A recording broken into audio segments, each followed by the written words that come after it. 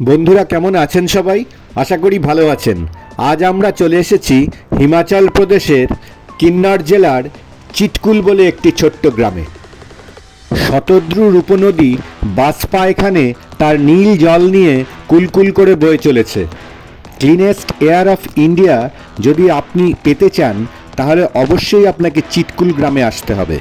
তার কারণ IIT Delhi atmospheric science জানাচ্ছে ভারতবর্ষের সবচেয়ে ক্লিনেস্ট এয়ার কেবলমাত্র আপনি চিটকুল গ্রামেই পাবেন। আপনি যদি অ্যাডভেঞ্চার প্রিয় মানুষ হন এবং হোটেলের জানলা থেকে চারিদিকে বরফে ঘেরা পাহাড় দেখতে চান এবং হোটেলের ছাদ থেকে যদি রাতের আকাশের তারা পরিষ্কার দেখতে চান তাহলে এই জায়গাটি আপনার জন্য আদর্শ। শীতকালে এই জায়গাটি পুরো বরফে মুড়ে যায় এবং এখানকার ইনহ্যাবিটেন্টরা স্বাভাবিকভাবেই উপত্যকার নিচের দিকে নেমে আসেন। ভারতবর্ষের শেষ গ্রাম চিটকুল কলকাতা থেকে 260 কিলোমিটার দূরে এবং এখানকার নিয়ারেস্ট রেলওয়ে স্টেশনটি হচ্ছে কালকা, যা এই গ্রামটি থেকে 348 কিলোমিটার দূরে। আরও একটি নিয়ারেস্ট রেলওয়ে স্টেশন রয়েছে 262 কিলোমিটার দূরে, সিমলা রেলওয়ে স্টেশন। সিমলা থেকে বাসে করে সাংলা ভ্যালি চলে আসতে পারেন।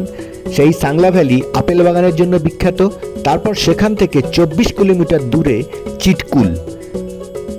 আর এখানকার নিয়ারেস্ট এয়ারপোর্ট হচ্ছে ভুন্টার এয়ারপোর্ট কুল্লা। দিল্লি বা চণ্ডীগড় হয়েও আপনি ওভারনাইট বাসে করে চলে আসতে পারেন রেকং পিওতে। সেখান থেকে ট্যাক্সি বা বাস পাবেন চিটকুলের জন্য। ট্রেকারদের একটি আদর্শ জায়গা বলে এটিকে বলা হয়।